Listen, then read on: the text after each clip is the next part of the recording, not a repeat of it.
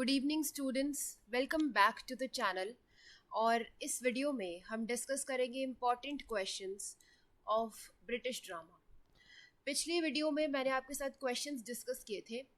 इस वीडियो में मैं आपको उनके आंसर्स भी बताऊंगी, और अगर आप ये क्वेश्चंस प्रिपेयर कर लेंगे ब्रिटिश ड्रामा के, तो आपका इग्नू का जो ब्रिटिश ड्रामा है वो इजीली 70 to 80 मार्क्स तक आप उसमें स्कोर कर लेंगे। अगर आपने चैनल को सब्सक्राइब नहीं किया है तो प्लीज़ सब्सक्राइब द चैनल। और ऐसे ही आपके इग्नू के फर्स्ट ईयर और सेकंड ईयर के मैं सारे वीडियोस अपलोड करूँगी, तो आप उन वीडियोस को देख सकते हैं। And all videos are free of cost. First question discuss करते हैं। फर्स्ट क्वेश्चन में पूछ रहा है, discuss doctor Faustus as a tragedy. Doctor Faustus का ये जो चैप्टर है बाय क्रिस्टोफर मार्लो, ये बहुत इंपॉर्टेंट चैप्टर है। और ये क्वेश्चन बहुत इंपॉर्टेंट क्वेश्चन है कि डॉक्टर फॉस्टस को as a tragedy play discuss करो। तो इसका जो आंसर है वो क्या है? Doctor Faustus by Christopher Marlowe is a tragedy relevant to all times. मतलब ये जो डॉक्टर फॉस्टस प्ले है जो क्रिस्टोफर ने लिखा है, ये ट्रेजेडी प्ले है, ठीक है, जो रेलेवेंट है, जो हर टाइम या हर जनरेशन में रेलेवेंट है। Pity and fear are the emotions that, according to Greek philosopher Aristotle, are aroused by the experience of watching a tragedy. मतलब जब भी आप किसी ट्रेजेडी को देखते हो जिसमें कुछ ट्रेजेडिक होता है, कुछ अजीब होता है, तो आपको दया आती है और डर भी लगता है उन चीज़ों को उस ट्रेजेडी या ऐसे किसी प्ले को पढ़कर या देखकर। ठीक है, तो आपके अंदर पिटी और फियर यानी डर और जो दया है, ऐसे इमोशंस आते हैं। Doctor Faustus is a late 16th century morality play. अभी जो डॉक्टर फॉस्टस है ये 16th सेंचुरी का एक मोरालिटी प्ले है, जिसे डिज़ाइन किया गया है ताकि ये ऑडियंस को सिखाए about spiritual dangers of excessive learning and ambition. अब देखो, इस प्ले में ये बताया गया है कि अगर आप ज़रूरत से ज़्यादा पढ़ लिख जाते हो या ज़रूरत से ज़्यादा आपकी लर्निंग हो जाती है, आपके एम्बिशंस हो जाते हैं, मतलब आप ये सोचते हो कि अब मैंने ये कर लिया, मैं वो कर लूँ, फिर ये कर लूँ, फिर वो कर लूँ। तो इस तरह से ज़रूरत से ज़्यादा जब आप एम्बिशियस हो जाते हो तो वो किस तरह से आपके लिए गलत प्रूव हो सकती है। दे इन्वॉल्व, अब देखो यहाँ तक हमने इतना ही लिखा कि क्रिस्टोफर मार्लो ने जो ये प्ले लिखा है डॉक्टर फॉस्टस, ये एक ट्रेजेडिक प्ले है। दूसरा, पिटी और फियर ऐसे इमोशंस हैं जो अराइज होते हैं जब हम कोई ट्रेजेडी प्ले पढ़ते हैं। और डॉक्टर फॉस्टस एक 16th सेंचुरी का प्ले है, और ये बता रहा है कि अगर आप ज़रूरत से ज़्यादा स्पिरिचुअल या ज़रूरत से ज़्यादा आपकी लर्निंग हो जाए, चाहे पढ़ाई हो, चाहे स्पिरिचुअलिटी हो, चाहे आपके एम्बिशन हो, अगर वो ज़रूरत से ज़्यादा हो जाए तो it lead to your fall, मतलब ये आपको ले डूबती है। आगे देखते हैं। आगे कह रहा है कि दे इन्वॉल्व, आगे है they involve a socially prominent main character. मतलब इस प्ले के अंदर एक मेन कैरेक्टर है जो कि है डॉक्टर फॉस्टस, जो ना तो बुरा है ना ही एक परफेक्ट मैन है, ठीक है। Who moves from a state of happiness to a state of misery. मतलब बहुत खुश होता है अपनी लाइफ में, सब उसके पास होता है, बहुत पढ़ा लिखा इंसान है, और वो खुशी से जो है खुशी की स्टेट से जो है वो एक मिजरी या दुख की स्टेट में चला जाता है कुछ गलत डिसीजंस की वजह से। This is the tragic hero, the remarkable individual whose fall stimulates in the spectator intense feelings of pity and fear. तो ये हमारा हीरो है, ये हमारा ट्रैजिक हीरो है डॉक्टर फॉस्टस, जो अपनी हैप्पीनेस से मिजरी के स्टेट में चला जाता है, और ये इसकी डाउनफॉल जो है यहाँ से सिद्ध होती है। He is an arrogant yet impressively ambitious scholar. अब ये बहुत ही एरोगेंट यानी बहुत ही जिसे कहते हैं जैसे बहुत ज़्यादा घमंड हो जाता है, तो ये बहुत घमंडी और एम्बिशियस स्कॉलर है, जैसे एम्बिशन होता है कि अब मैंने ये काम कर लिया, ठीक है, मैं ये सीखूँ फिर वो सीखूँ। हु डिज़ायर्स ग्रेंडियोस नॉलेज, मतलब इसका मन होता है कि मैं नॉलेज का बादशाह बन जाऊँ without the help and guidance from the world's major religion that is Christianity. तो बिना किसी की हेल्प के, बिना जो है क्रिश्चियनिटी से गाइडेंस लिए, हेल्प लिए, ये चाहता है कि एक स्कॉलर बन जाए, इसके पास इतना नॉलेज का भंडार हो जाए जितना किसी के पास नहीं है। तो यहाँ से यहाँ तक हमने क्या देखा कि ये एक प्रोमिनेंट कैरेक्टर है डॉक्टर फॉस्टस, ठीक है, जो ना बुरा है ना अच्छा है, बल्कि खुशी की स्टेट से एक बुरी स्टेट में या एक मिजरी की स्टेट में जो है चला जाता है एक गलत डिसीजन की वजह से। और ये इतना एम्बिशियस होता है कि इसे लगता है कि ये जो है वो इतना एम्बिशियस होता है, इसे लगता है कि ये मास्टर बन जाए सब नॉलेज का, बिना किसी से हेल्प लिए एंड बिना किसी रिलीजन को फॉलो किए। और रिलीजन जो था वो था क्रिश्चियनिटी। तो आगे देखते हैं। देखो आगे है, Christopher Marlowe's doctor Faustus is a tragedy. Because अब ये ट्रेजेडी कैसे है, क्योंकि ये डील करता है topics which are inherent to human nature. मतलब ये इसलिए ट्रेजेडी है क्योंकि ये इन टॉपिक्स पे डील करती है जो कि ह्यूमन नेचर, मतलब जो ह्यूमन है उसके जो टॉपिक्स होते हैं, उसकी जो नीड्स होती है, उसका जो लालच होता है, उस चीज़ पे डील करती है, इसलिए ये एक ट्रेजेडी है। क्यों? क्योंकि ह्यूमन को क्या होता है, एक भूख होती है वेल्थ की, एम्बिशन की, and the desperate seeking for a better place. और हमें हमेशा ये होता है कि हमें अब ये मिल गया, ठीक है, अब मुझे वो भी मिल जाए। अगर मैंने सपोज आज 10,000 कमा लिए तो मैं सोचूंगी अगले दिन मुझे 20 मिल जाए, फिर 30 मिल जाए। तो एक हंगर होती है, एक भूख है वेल्थ की, एम्बिशन की, और एक डेस्परेटनेस होती है। डेस्परेटनेस मीन्स हमेशा मतलब ये होना, इच्छा होना कि मुझे अब ये मिल जाए वो मिल जाए, तो ये ऐसा होना। The weakness that appears as a result of our obvious codependence to these materials and superficial emotions। तो हमेशा हम जो है वो डिपेंडेंट रहते हैं मटेरियलिस्टिक चीज़ों पे, सुपरफिशियल इमोशंस पे। मतलब कि मटेरियलिस्टिक चीज़ों में घुसे रहते हैं कि अब मुझे ये चाहिए, फिर मुझे वो चाहिए। तो ये जो है ये ह्यूमंस की वीकनेस है, और यही डॉक्टर फॉस्टर्स की यहाँ पे थी। When Faustus choose to make a pact with the devil, तो जब फॉस्टस एक पैक्ट, एक डील करता है डेविल के साथ, this was allegorical in that we as people everyday make pacts। तो ये किससे रिजेंबल करता है? ह्यूमन बींग्स के साथ मिलता जुलता ही काम है ये, क्योंकि हम हर रोज पैक्ट बनाते हैं इसी तरह के, जैसे डॉक्टर फॉस्टस ने यहाँ डेविल के साथ बनाए। We sometimes engage in behaviours that we know are not correct. तो हम कभी कभी क्या करते हैं, ऐसे बिहेवियर्स में जो है एंगेज हो जाते हैं, ऐसे काम करते हैं जो हमें पता है कि ठीक नहीं है। पर हम क्यों करते हैं वो काम? क्योंकि हमें वो चीज़ चाहिए। क्योंकि जैसे आज लोगों को पैसा चाहिए, तो वो क्या करते हैं कि किसी को काटो, मारो, फेंको, कोई फ़र्क नहीं पड़ता, हमें पैसा चाहिए। तो इसी तरह से ये भी जो है ये बता रहा है कि डॉक्टर फॉस्टर्स नॉलेज के उसमें जो है फंस गया, और उसने जो है अपना डाउनफॉल वहाँ से देखा। Doctor Faustus certainly qualifies as a tragedy. तो डॉक्टर फॉस्टर्स सर्टेनली एक ट्रेजेडी है। In fact the full name of the play, और जो फुल नेम है इसका वो है tragical history of doctor Faustus. आपकी चैप्टर का पूरा नाम है the tragical history of doctor Faustus, as it incorporates many of the characters and qualities of such a work. क्योंकि इसमें बहुत सारे ऐसे कैरेक्टरिस्टिक्स हैं और ऐसी क्वालिटीज़ हैं कि इसमें आप कह सकते हो कि ये एक ट्रेजिडी है। In the main character we see an individual. अब मेन कैरेक्टर जो स्टोरी का है, जो डॉक्टर फॉस्टर्स है, हम उसमें ही देखते हैं कि उनका डाउनफॉल होता है from a relatively position in society, from a relatively, यहाँ ऐड कर लो हाई, HIGH। तो एक हाई पोजीशन से लो पोजीशन में जो है उनका डाउनफॉल देखते हैं हम। And in this case doctor fosters flaw is that of his excessive pride. और यहाँ हम क्या देखते हैं कि उनका जो प्राइड है, उनका जो अपने ऊपर घमंड है, जो एरोगेंस है, वो यहाँ पे फॉल होता है। And we see Faustus excessive pride demonstrated most clearly is in own steadfast belief in his soul's damnation. मतलब ये सबसे ज़्यादा हमें तब देखने को मिलता है जब उनकी जो सोल है वो कंडेम, वो जो ख़त्म हो जाती है, और जब वो ये बिलीव करते हैं कि मैं सब कुछ हूँ, मुझे किसी की ज़रूरत नहीं है, मुझे किसी रिलीजन की ज़रूरत नहीं है, किसी भगवान की ज़रूरत नहीं है, तो हम क्या देखते हैं कि उनकी जो सोल है वो भी उन्हें धोखा दे देती है। One specific way in which Dr. Faustus differs from the traditional strategy is in the background of main character। अब एक तरीका जिसमें डॉक्टर फॉस्टर्स डिफ़र करता है एक ट्रेडिशनल ट्रेजेडी से, जो कि एक ट्रेडिशनल स्टोरी होती है, वो ये है कि जब हम मेन कैरेक्टर को देखते हैं। Traditional tragic figures typically come from highest of social ranks. मतलब जब आप ट्रैजिक फिगर्स देखते हो, वो कहाँ से आते हैं?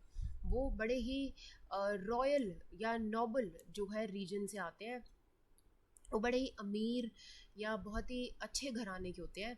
बट फॉस्टर्स जो है वो ऐसा नहीं है यहाँ। इनफैक्ट वो एक ऐसे घर से आता है जो बहुत लोअर क्लास है, जिसके पेरेंट्स बड़े गरीब थे, ठीक है। तो जो डॉक्टर फॉस्टर्स है वो एक गरीब घर से आता है, and his rise of the rungs of the social ladder is facilitated by his ability to excel in academia. तो उसकी राइज या वो कहाँ से जो है अपने आप में इतना प्राइड लेना शुरू करता है, जब वो बहुत सारे जो नॉलेज है वो एक्वायर कर लेता है, बहुत पढ़ लिख लेता है साइंस में, आर्ट्स में, एजुकेशन में, फिलोसफी में, तब उसके अंदर ये घमंड आ जाता है।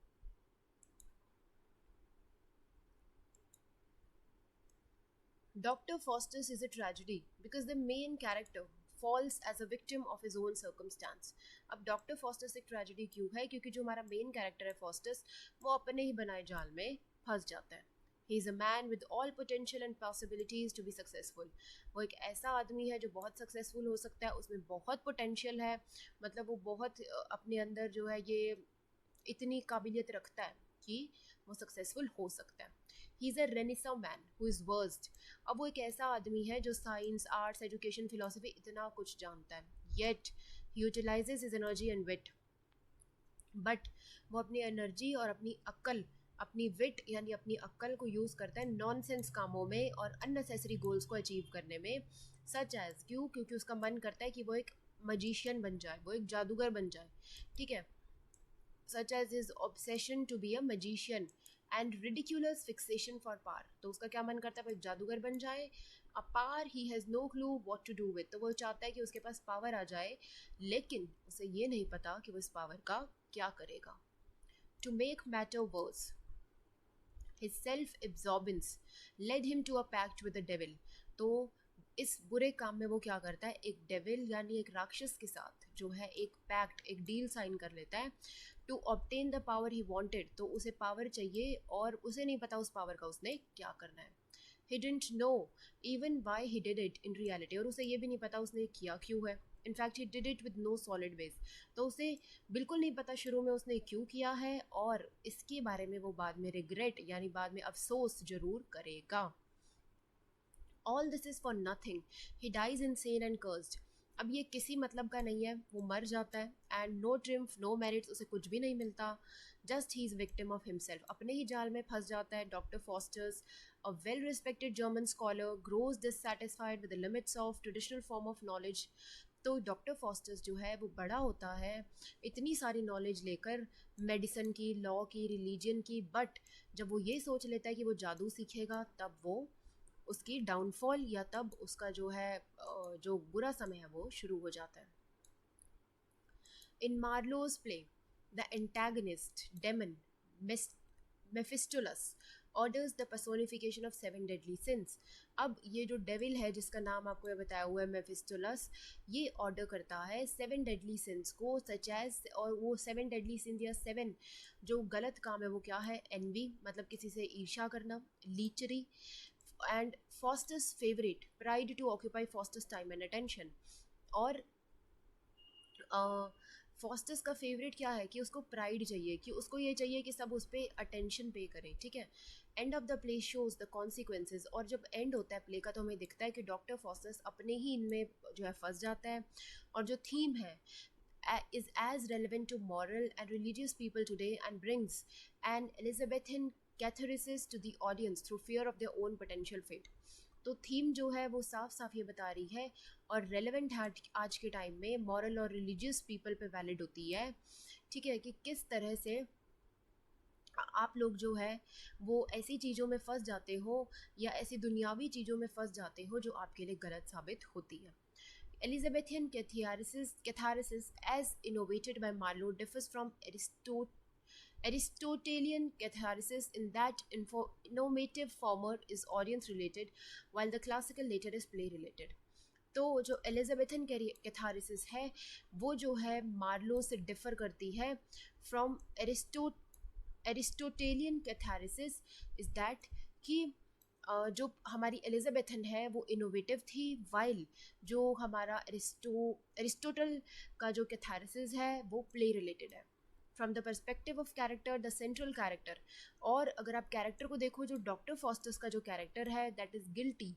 क्यों गिल्टी है? Of excessive pride. क्यों? क्योंकि उसे एक्सेसिव घमंड हो जाता है और यही उसकी डाउनफॉल का कारण बन जाता है।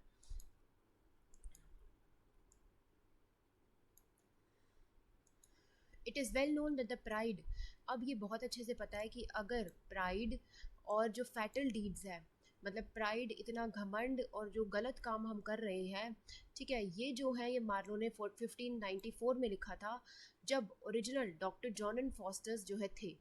ठीक है, so doctor fosters remains relevant. तो आज भी ये बात जो है लागू होती है कि अगर आप ऐसी चीज़ों में फंस जाओगे, अगर आप ऐसी दुनियावी चीज़ों में फंस जाओगे, तो वो आपको अल्टीमेटली एक गलत रास्ते पर लेकर जाएगी।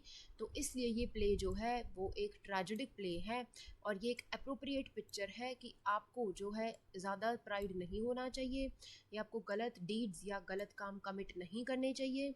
Therefore the themes in fosters repeat themselves. Therefore जितनी थीम्स आपको फॉस्टर्स में समझाई गई है वो बार बार यही बताती है कि इंडिविजुअली भी आपको एक अच्छा इंसान होना चाहिए और आपको ज़्यादा घमंड नहीं करना चाहिए। एंड एज अ रिज़ल्ट हम ये कहते हैं कि ये जो प्ले है ये आज भी रेलेवेंट है, मतलब ये आज भी लोगों पे वैलिड होता है।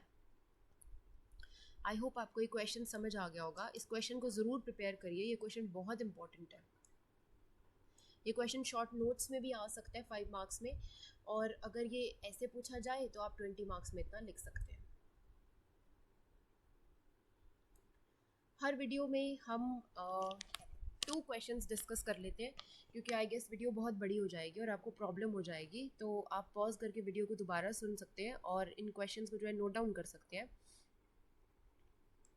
सेकेंड क्वेश्चन देखते हैं, discuss Hamlet as a revenge play. अब देखो जो हैमलेट है वो कैसे एक रिवेंज प्ले है, ये आपको डिस्कस करना है। बहुत इजी प्ले है ये हैमलेट। अगर आपको प्लेज में कोई प्रॉब्लम है तो आप मुझे कमेंट सेक्शन में बता दीजिए, मैं प्लेज या ये जो हमारे ड्रामा है मैं इन पे इंडिपेंडेंटली जो है आपको वीडियो बना दूंगी। Hamlet turns revenge tragedy on its head by taking away the unusual obstacles to the hero's vengeance. अब हैमलेट एक रिवेंज ट्रेजेडी है क्योंकि इसमें जो हीरो है वो बदला लेता है। अब इन अ टिपिकल रिवेंज ट्रेजेडी, जैसे जैसे स्पेनिश ट्रेजेडी होती है, हीरो के पास 2 रास्ते होते हैं, हीरो के पास 2 मुश्किलें आती है। पहला ये ढूंढना कि मर्डर किसने किया है, एंड देन टू गेट, और दूसरा इस पोजीशन में आ जाना जहाँ पे वो उनको मार सके जिसने मर्डर किया है। ठीक है, तो हैमलेट में हीरो को जो है ये पता चल जाता है, हीरो ये आइडेंटिफाई कर लेता है कि उसके फादर का मर्डर किसने किया है, जब तक हमारी एक्ट 1 खत्म होती है। तो प्ले के शुरू में ही हीरो को यहाँ पता चल जाता है कि उसके पापा को किसने मारा है, and he is in a position to kill Claudius from the very beginning. और शुरू से ही वो जो है क्लॉडियस जो राजा है वो उसे मार सकता है। No character thwarts him in his desire for revenge, and living in the same palace as his nemesis, he has many chances.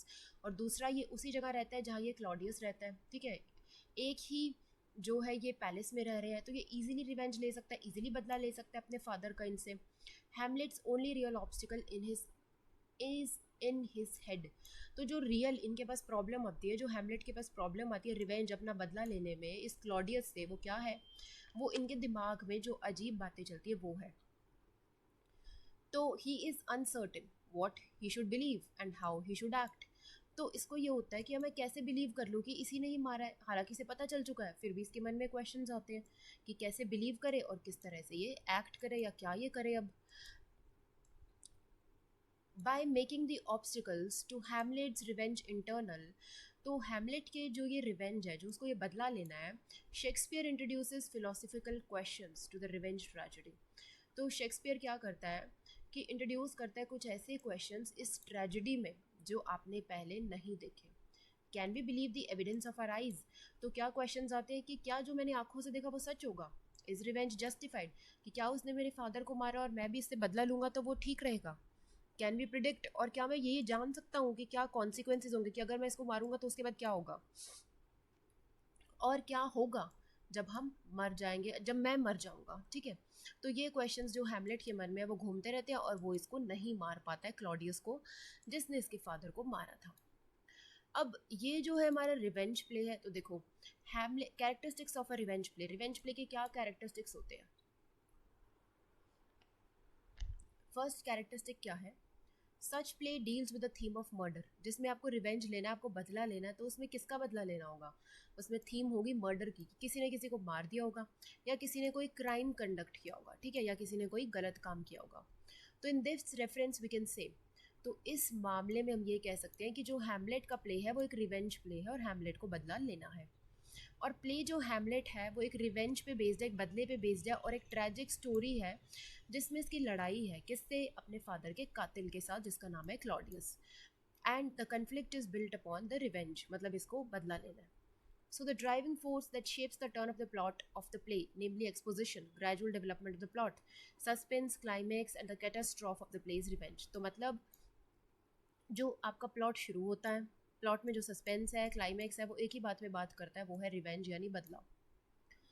और स्पेशली रिवेंज किसका लेना है, अपने फादर की डेथ का।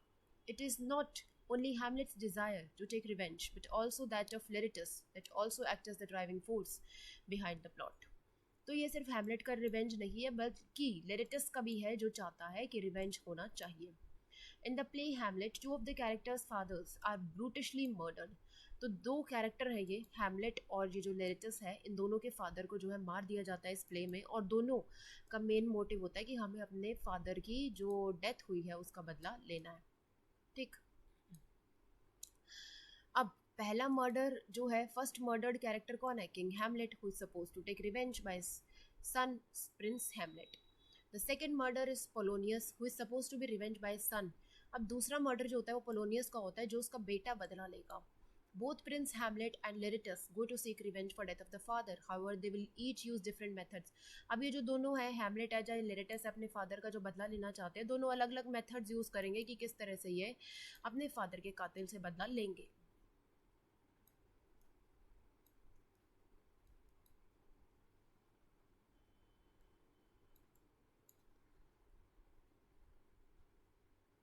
आगे देखते हैं। So far as the crime of the person of the state is concerned, King Claudius, तो अब किंग क्लॉडियस एक प्लान बनाता है कि वो हैमलेट को मार देगा जब हैमलेट इंग्लैंड में होगा। ठीक है, अब देखो द सेकेंड कैरेक्टर, सेकेंड हम सॉरी